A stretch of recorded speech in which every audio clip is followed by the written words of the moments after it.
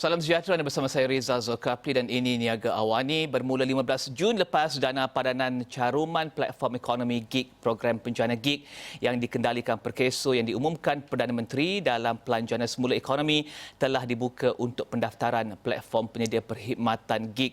Dalam Pelanjangan Semula Ekonomi, kerajaan memperuntukkan geran berjumlah RM50 juta untuk membiayai caruman pekerja gig di bawah skim keselamatan sosial pekerjaan sendiri Perkeso dan skim Aisaraan KWSP.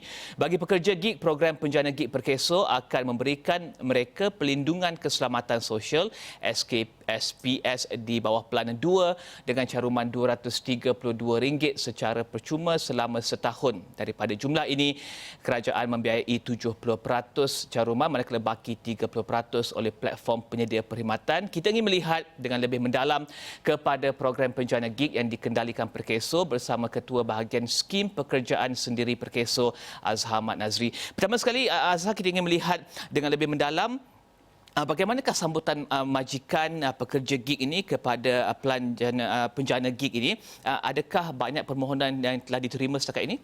Okey, terima kasih Cik Rizal dan para penonton sekalian. Jadi sehingga kini kita telah menerima banyak pertanyaan dan juga pendaftaran daripada penyedia perkhidmatan ekonomi gig. Jadi kita pun dah membuat taklimat kepada mereka macam mana selepas itu untuk mencarumkan pekerja-pekerja yang bekerja di bawah ekonomi gig, di bawah platform penyedia perkhidmatan untuk mendapatkan manfaat daripada inisiatif yang telah dikemukakan oleh Yang Amat Berhormat Perdana Menteri. Ya. Jadi dalam pengumuman tersebut inisiatif yang diberi kepada ekonomi gig ataupun platform melalui platform penyedia perkhidmatan kepada pekerja-pekerja yang bekerja di bawah ekonomi gig 70% daripada kerajaan sumbangan pada kerajaan, manakala 30% lagi daripada platform penyedia perkhidmatan. Dan tentunya mereka ada respon kepada taklimat tersebut. Apakah respon mereka dan apakah yang disuarakan oleh majikan dan juga mungkin pekerja gig sendiri atas inisiatif yang diumumkan ini? Jadi daripada respon itu menunjukkan bahawa kesedaran penyedia perkhidmatan dalam memberi perlindungan kepada pekerja-pekerja orang bekerja sendiri yang bekerja dengan mereka menunjukkan bahawa kesedaran untuk memberi perlindungan di bawah SKSPS iaitu Skim Keselamatan Sosial Pekerjaan Sendiri telah menunjukkan peningkatan. Jadi menunjukkan bahawa mereka telah sedar betapa perlunya pekerja-pekerja di bawah ekonomi gig untuk mendapatkan perlindungan apatah lagi dengan inisiatif yang diberi oleh kerajaan. Dan bagaimana jika majikan, mungkin ada majikan yang enggan memohon untuk bantuan ini, adakah pekerja boleh pohon sendiri? Jadi inisiatif hendaklah dipohon melalui penyedia perkhidmatan.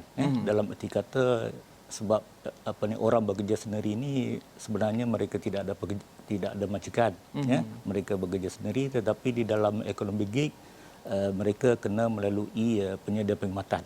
So penyedia perkhidmatan yang akan buat permohonan yang mewakili orang bekerja tersebut, orang bekerja sendiri tersebut. Jadi penyedia perkhidmatan yang kena pohon untuk bekerja. Permohonan. Jadi permohonan kita telah buka sejak 15 Jun baru-baru ni dan mereka boleh melayari di laman sesawang gig.perkeso.gov.my.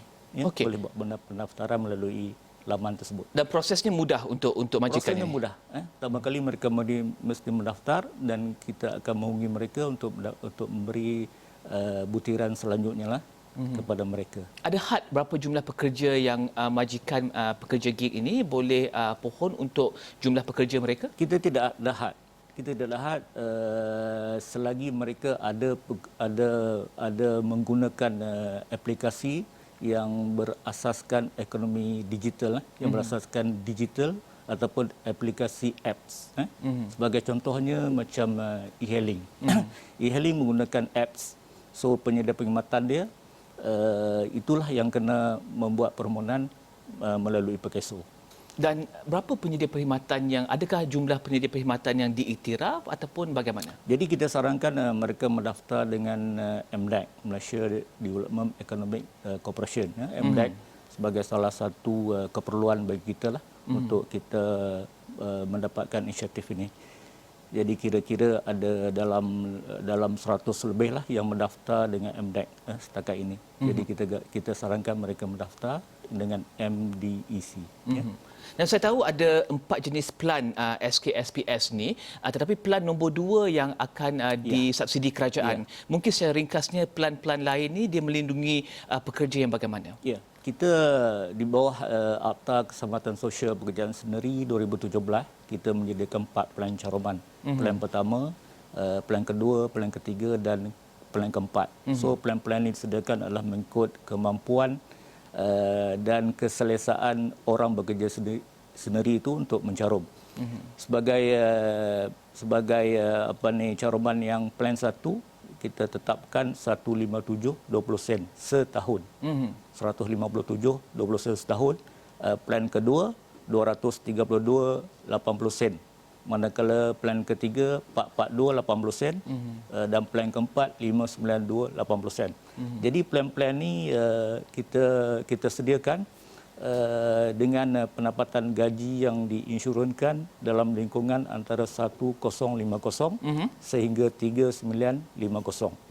Jadi bila mana kemalangan musibah ataupun penyakit yang berkaitan pekerjaan di bawah skim pekerjaan sendiri, maka mereka boleh menikmati faedah yang disediakan berdasarkan kepada plan-plan caruman tersebutlah. Sebagai contoh, saya ambil contoh plan 1. Plan 1 kalau dapat MC ataupun cuti sakit, kita bayar sehari RM30 sehari. Sekurang-kurangnya 4 hari lah, termasuk hari kemalangan. So kalau dia ambil plan keempat, dia akan dapat sehari RM105.33 sen. Itu beza lah. So beza ada plan 1, plan kedua, plan ketiga dan plan keempat. So di bawah plan-plan tersebut, Perkeso menyediakan skim bencana pekerjaan. Skim bencana pekerjaan maksudnya apa-apa kemalangan yang berkaitan dengan pekerjaan ataupun menjalankan aktiviti pekerjaan sendiri, termasuklah penyakit pekerjaan.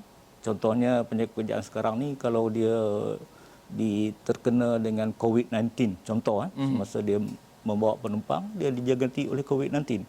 Itu juga kita akan pertimbangkan untuk mendapatkan di bawah faedah di bawah skim pekerjaan sendiri ataupun skim bencana pekerjaan sendiri. Dan saya tahu ada faedah-faedah lain yang disediakan di bawah SKSPS ini juga. Ya, betul, kita akan berhenti berehat seketika. Saya akan kembali dengan selepas ini dengan Cik Azhar dengan faedah-faedah lain yang disediakan di bawah SKSPS ini. Kerana ini tentu memberikan kelegaan kepada pekerja gig di luar sana yang mencari rezeki untuk keluarga mereka dan juga dan mereka rasa dilindungi selepas memohon ataupun menggunakan plan SKSPS ini. Kita akan berhenti berehat seketika, kembali selepas ini.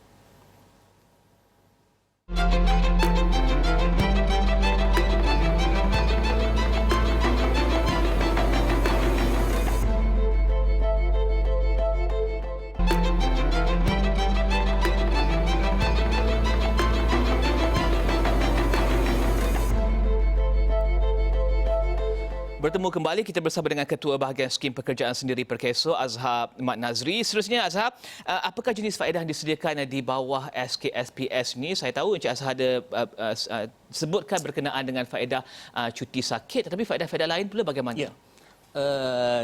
Sebenarnya di bawah skim bencana pekerjaan sendiri ini kita menyediakan 8 jenis faedah. 8 jenis faedah bila mana kemalangan ataupun kematian ataupun penyakit pekerjaan yang berkaitan dengan pekerjaan yang dialami oleh orang bekerja sendiri. So faedah pertama adalah faedah perubatan.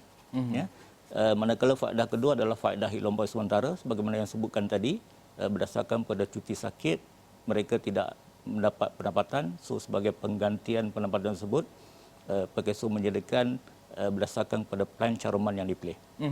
Kemudian faedah ketiga adalah faedah hilang upaya kekal. Bila mana kemalangan itu berlaku, contohnya mereka mengalami hilang upaya kekal akibat daripada kemalangan tersebut. So kita juga ada menjadikan faedah hilang upaya kekal berdasarkan kepada faktor umur dan juga taksiran daripada penilaian perubatan. Kemudian faedah yang keempat adalah faedah allowance layanan sentiasa. Jadi allowance layanan sentiasa ni kita beri RM500 sebulan bila mana orang bekerja sendiri itu mengalami kemalangan mengakibatkan dia lumpuh. 100% tak boleh bekerja lagi. So memerlukan ibu ataupun isteri, ya, kakak, adik dan sebagainya untuk menjaga mereka. So on top of that, yang mereka dapat bulan-bulan punya bayaran faedah hilbah kekal, kita memberi RM500 kepada orang yang menjaga mereka. Kemudian faedah seterusnya adalah faedah orang tawangan. Jadi faedah orang tawangan ni adalah satu yang unik yang disediakan oleh Perkeso lah. Jadi faedah orang tawangan ni diberi sebagai pencen bulanan kepada orang tawangan mereka bila mana orang bekerja sendiri itu mendapat kemalangan ataupun kematian yang berkaitan dengan pekerjaan.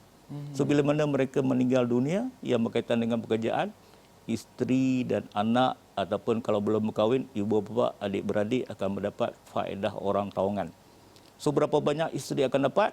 Isteri akan mendapat faedah orang tawangan berdasarkan kepada plan caruman yang dipilih oleh orang berinsurans itu sendiri. Sama ada dia pilih plan 1, 2, 3 dan 4. Dapat gaji sebulan? Tiap-tiap bulan kita bagi pencen. Okey. Bukan gaji. Kita bagi pencen bulanan. So isteri sampai bila? Sampai meninggal dunia. Anak sampai bila? Sampai 21 tahun. Kalau dia sambung belajar sampai ijazah pertama.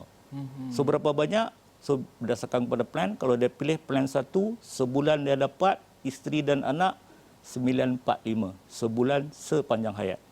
Kalau dia pilih plan keempat, dia akan dapat RM3,555 sebulan sepanjang hayat untuk isteri, anak sampai 21 ataupun sambung belajar sampai ijazah pertama. Dan sebagai ketua bahagian skim pekerjaan sendiri Perkeso, tentunya Azam melihat trend pekerjaan sendiri ini akan meningkat. Dan bagaimanakah pelindungan ini memberikan kelegaan kepada pekerja ini, ahli keluarga mereka, dan juga adakah ini dilihat mengiktiraf pekerja sendiri ini dan juga memberikan mereka mungkin setanding dengan mereka yang bekerja dalam sektor formal? Ya.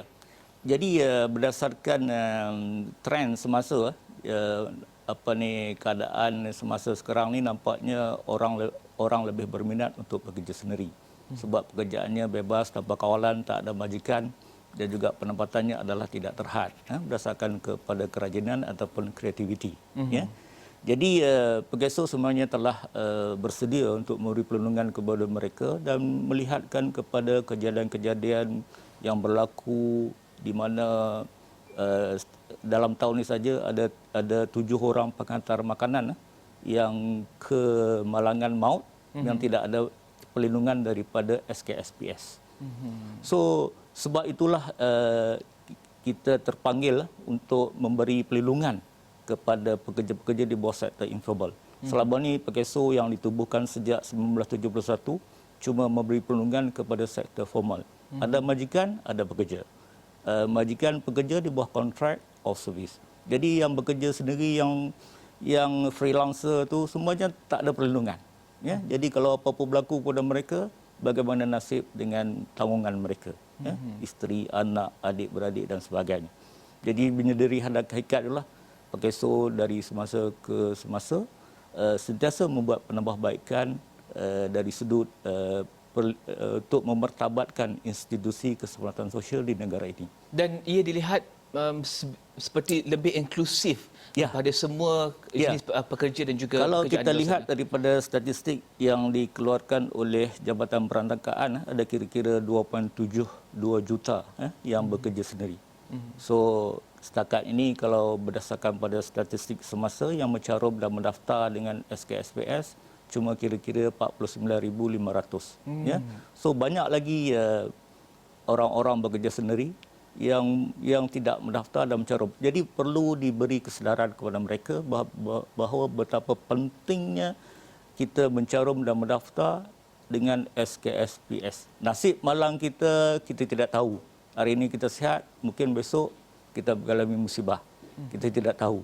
So sediakan payung sebelum hujan. So marilah kita bersama-sama untuk mendaftar dan mencarum di bawah SKSPS. Dan bagaimanakah ataupun sektor manakah yang Azhar lihat akan mungkin lebih memerlukan ataupun menggunakan lebih banyak pekerja gig lagi di masa hadapan? Adakah sektor yang lebih berkembang ataupun sektor yang kurang berkembang sikit melihat kepada pekerja gig ini? Jadi dari lihat daripada keadaan pandemik COVID-19, jadi sektor-sektor yang dilihat berlaku perkembangan atau permintaan ramai daripada pengguna adalah sektor penghantaran makanan. Ya. Jadi kalau kita lihat sektor penghantaran makanan berkembang banyak, tetapi harus juga kita ingat bila sektor itu berkembang maka risiko kemalangan akan meningkat. Ya. Jadi sebab itulah kita menyarankan kepada orang bekerja sendiri di bawah sektor-sektor tersebut supaya tampil untuk membuat caruman dan juga pendaftaran dengan perkeso di bawah SKSPS. Adakah persepsi orang di luar sana bahawa saya tidak hantar makanan, jadi saya mungkin kurang berisiko. Jadi kenapa saya nak daftar kepada skim ini? Jadi yang kurang berisiko tu kita pun tak tahu bila mana risiko tu akan menimpa kita. Kadang-kadang kita bekerja di pejabat, kita beranggapan bahawa kita tidak ada berisiko. Tapi sebenarnya perjalanan ke pejabat itu ataupun semasa dalam pejabat itu berisiko.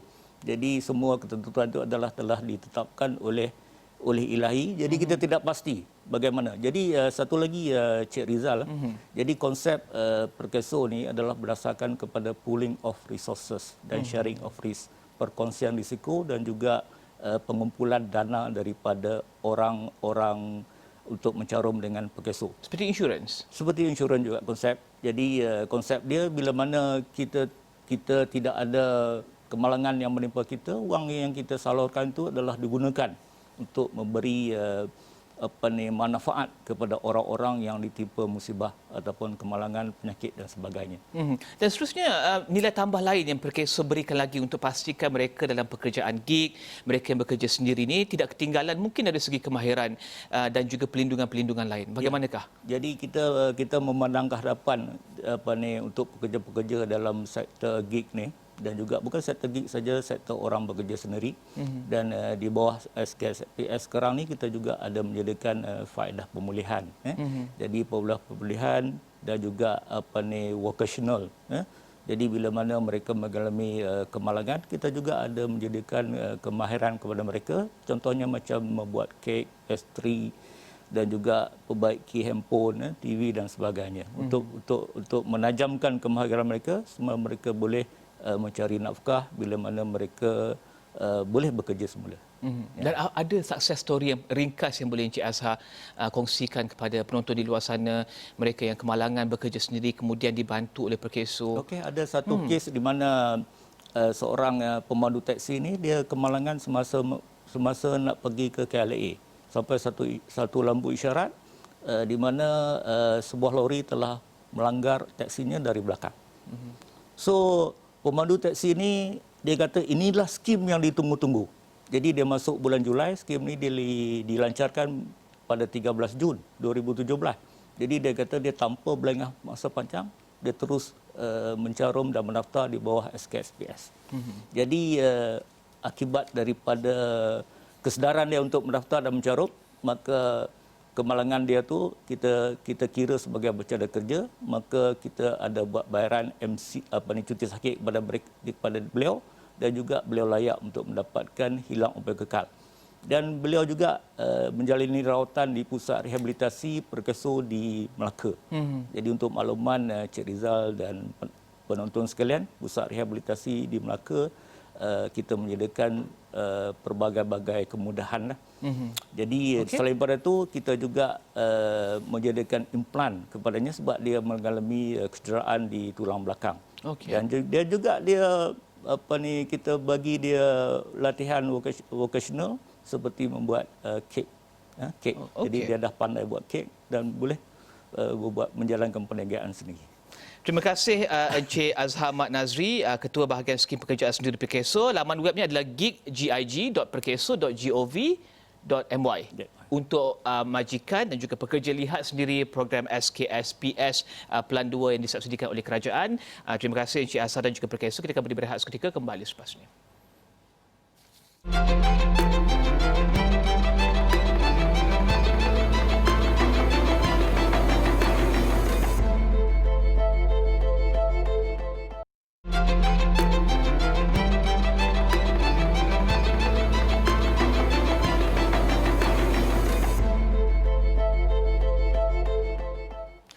Bertemu kembali, Dana Kewangan Antarabangsa menurunkan unjuran ekonomi global tahun ini dengan jangkaan kesan COVID-19 kepada ekonomi adalah lebih buruk. IMF menjangka ekonomi global akan menguncup 4.9% tahun ini. Ini berbanding penguncupan 3% yang dijangka untuk 2020 yang diumum pada April lepas. IMF dalam masa yang sama menjangka pemulihan akan berlaku pada 2021 dengan jangkaan pertumbuhan 5.4% dengan syarat tiada gelombang kedua berlaku.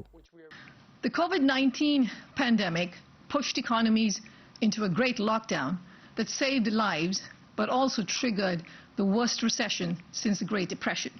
Several countries have started to recover. However, in the absence of a medical solution, the strength of this recovery is highly uncertain and the impact across sectors and countries highly uneven. As countries reopen, the pickup is uneven. On the one hand, pent-up demand is leading to a surge in spending in some sectors like retail. On the other hand, contact-intensive sectors like hospitality, tourism and travel remain depressed. So countries that are heavily reliant on these sectors are likely to be deeply impacted for a prolonged period. Badan Dunia itu turut menjangka KDNK Amerika akan menguncup 8% tahun ini. Ini adalah lebih besar daripada unjuran penguncupan 5.9% yang dibuat pada April. Ekonomi terbesar dunia itu dijangka pulih kepada 4.5% tahun depan. Namun pertumbuhan itu dijangka tidak mampu untuk memulihkan ekonomi Amerika kepada peringkat sebelum COVID-19 melanda. Untuk ekonomi kedua terbesar dunia China, IMF jangka ia akan tumbuh 1% pada 2020. Ini adalah lebih rendah berbanding unjuran pertumbuhan 1.2% yang dibuat pada April. IMF menggesa lebih banyak polisi daripada kerajaan dan Bank Pusat dilancarkan untuk menyokong pekerjaan dan perniagaan dan kurangkan kerosakan kepada ekonomi. Ini juga penting untuk memastikan asas yang baik untuk pemulihan. Dan pasaran saham di Wall Street ditutup rendah selepas kes baru COVID-19 di Amerika meningkat dan mencatatkan peningkatan tertinggi sehari dalam 2 bulan. Amerika mencatatkan lebih 4,000 kes baru dalam masa sehari. Ini meningkatkan kerisauan yang ekonomi Amerika mungkin mengambil masa lebih lama untuk pulih. Indeks utama termasuk S&P 500, Dow Jones dan juga Nasdaq jatuh sekitar 2.2 ke 2.7%, menghapuskan peningkatan yang dicatatkan minggu ini. Sebelum ini, pasaran saham Amerika mencatatkan peningkatan susulan pembukaan ekonomi Amerika. Antara saham yang turut mencatatkan kejatuhan adalah syarikat kapal persiaran dan saham syarikat tenaga. Harga minyak mentah turut mencatatkan kejatuhan sekitar 5% kepada $38 setong. What got us in this economic quagmire continues to be a challenge, and that is the battle against the virus. And on some days, it feels like the virus is winning. We see globally the number of cases rising. We know the U.S. is now the epicenter of that, and we see some particular states having such a significant problem that they're having to backtrack on their reopening plans. All this inevitably feeds into the economic outlook, and we just had the International Monetary Fund downgrade the outlook for global growth, which was already a horrendous outlook, and it went from horrendous to worse than that. The market remains quite sensitive to news developments, and in some cases in recent months, it has seemed to only want to embrace what might otherwise be viewed as positive developments, such as news about a promising vaccine or treatment with respect to COVID-19.